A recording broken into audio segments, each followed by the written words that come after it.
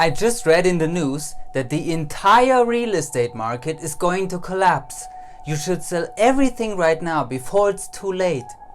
There's this really cool app that lets you trade call options without any commissions. I wonder what I'm gonna buy first with my profits. Maybe a Ferrari or a private jet. Call options? Never heard of it either. Never buy stocks on a Monday. Dude, I'm not even kidding. This course is 100% legit. It will teach you how to make 20k a month just with your laptop without any prior knowledge. Nah. Don't buy this. I analyzed the whole market last weekend. I'm kind of an expert now and it's not worth buying. Trust me, bro. Strategic investing is for losers. I just invested my entire savings into this penny stock. You should take a loan and invest in this too, because it's gonna go to the moon. The Prince of Nigeria just wrote me an email saying I will inherit billions. I don't need to invest. My buddy Steve told me about this investment that he has a real good feeling about. We should buy this too. You have to get this newsletter on trading cryptocurrencies. They're saying they can only go up. Better buy some before it's too late. I'll invite you to this WhatsApp group where people all over the world post their trades. This will make us money, guaranteed. Have you heard something like this before? Hopefully you didn't follow this advice, because it's almost guaranteed to lose your money. I see people making mistakes over and over again, which is a great pity, because it's super unnecessary and super avoidable. And that's why we're talking today about the 8 investing fails you definitely want to avoid.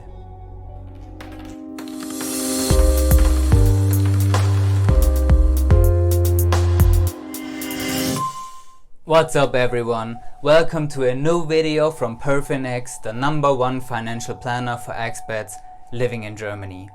We upload easy to understand tips on investments, insurance, real estate and pensions every single week. So if you want to secure your financial future here in Germany, consider subscribing. And if you have a question we can help you with, scan this QR code for a free 30-minute session with us.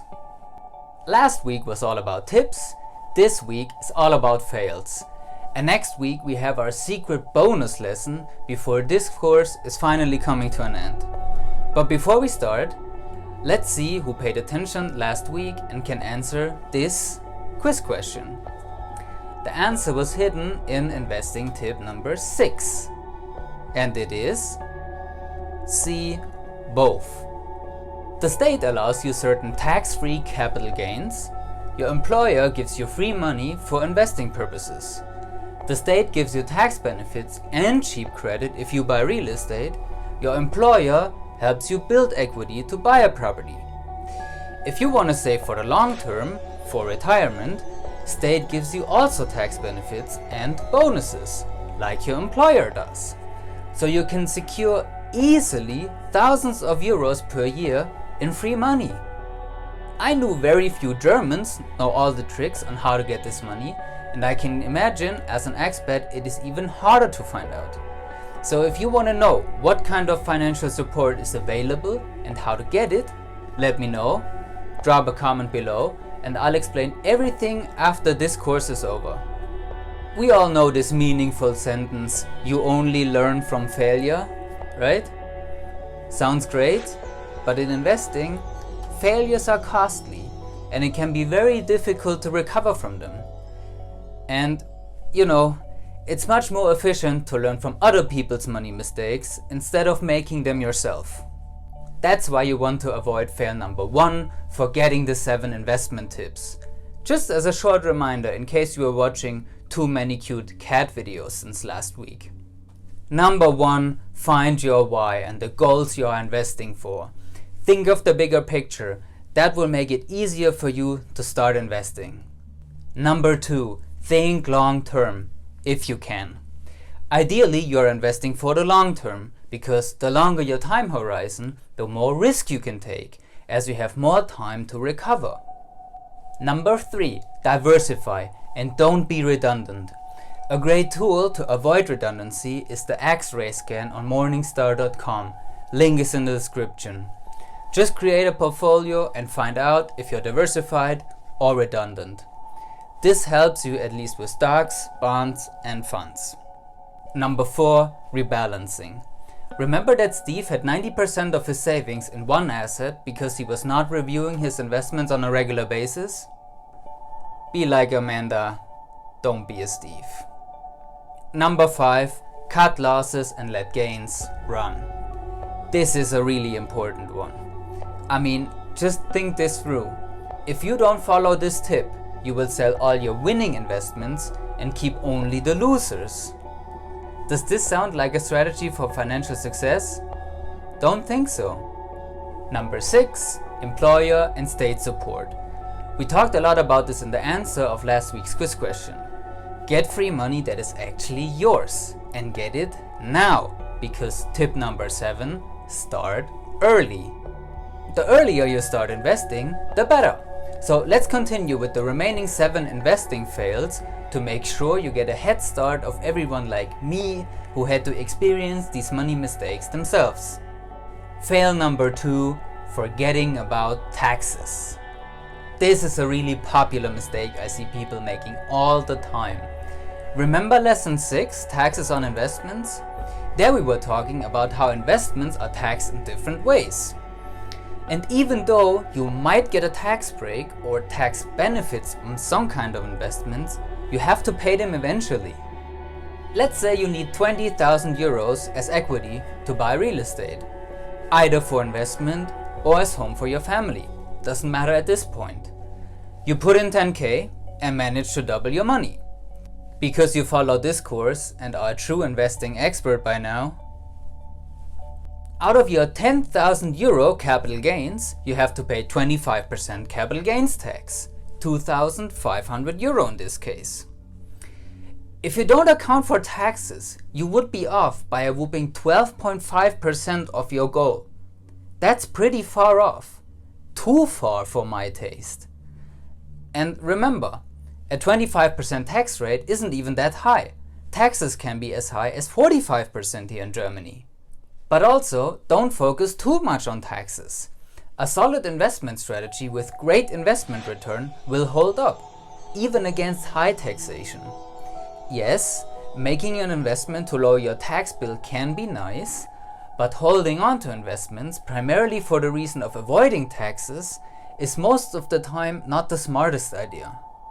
Every once in a while, someone interested in investing with us thinks it's a great idea to never make a return because then he never has to pay taxes. Bad idea. Another bad idea is fail number 3, trying to find the perfect investment. Remember the magic triangle of investing and Milton Friedman? There's no such thing as a free lunch. And if there's no perfect investment on a strategic level up here, why would there be a perfect investment on a product level down there? I also haven't seen some supposedly perfect investments in the comments that could convince me otherwise. Your turn. If you think there's a perfect investment, let me know in the comments. But remember the confirmation bias from lesson 1. The psychological tendency to interpret information in a way that supports your already existing belief. Don't fall into this trap as well. Because I want to turn these investing fails into productive ideas for us, try to find the closest to perfect investing on a strategic level. Don't focus on picking individual investments or stocks, rather focus on your asset allocation. Having diversified investments that will help you reach your goals in line with your personal risk tolerance. A lot of studies show that up to 90% of investment success depends on asset allocation alone. Surprising, right? So use your limited time efficiently on your correct asset allocation. Don't waste it on decisions that will make little difference in your overall investment performance. Makes no sense. But if you do, you will probably fall into trap number 4, buying what's hot and selling what's not. This is also a very common one. If an investment is having a great performance, you get the feeling you're missing out on great returns, right? Psychologically, we call this anxiety FOMO, fear of missing out. And it's a very dangerous one because it probably led to more bad investment decisions than any other fail on this list. So if an investment is doing great for a couple of years, we certainly know one thing. We should have invested a couple of years ago. But hey, the time's gone and the performance already happened without us. Remember, past performance is no guarantee for future results. So the question today is, does this investment offer attractive returns right now? I hear this a lot when I talk to people about real estate in Germany. Everyone knows that prices have skyrocketed in the last 10 years. Okay, but that rocket started without you. Question is, will this rocket continue to fly for the next 10, 20 years? Please don't confuse historical returns with future expectations and follow blindly a herd that started their journey years ago without you. If you're a Steve looking blindly for the next hard investment, you're almost guaranteed to lose in the investing game. Because the deeper you get into this investing rabbit hole, the more great investments will come up. And if you're just jumping from one investment to the other, you will initiate taxes, fees, transaction costs every time you change. And most importantly, you might miss out on a great long-term gain of a really solid investment. In German we say, hin und her macht Tasche leer. Remember lesson 5 when we compared ETFs, computer-managed funds, with mutual funds that are managed by real human beings? I told you that the experts who live and breathe investing have a hard time performing better than average. What makes you think you can get an outstanding return when someone tells you over a beer about a great investment he is having a good feeling about?